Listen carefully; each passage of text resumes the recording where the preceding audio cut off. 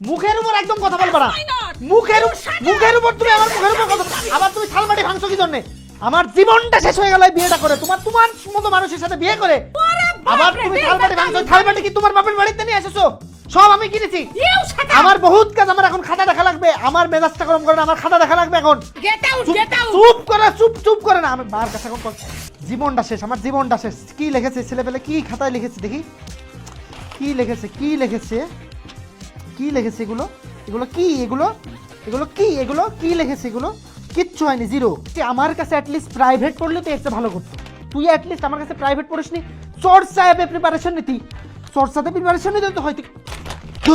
আরে এত সোজা সোজা জিনিস কেউ ভুল করে? এ তো চর্চা এআই সলভ করে দিতে পারে।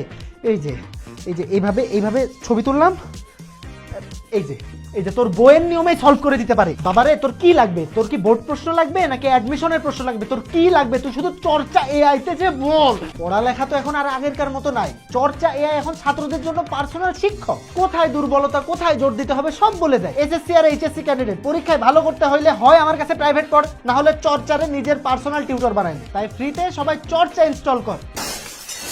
আবার ভাঙচুর করছে, আবার চিল্লাপাল্লা করছে। আরে এর সমস্যাটা কি? এর সমস্যা কি? আর আমি কি চর্চা এআই যে তোমার সব সমস্যার সমাধান করে দেবো?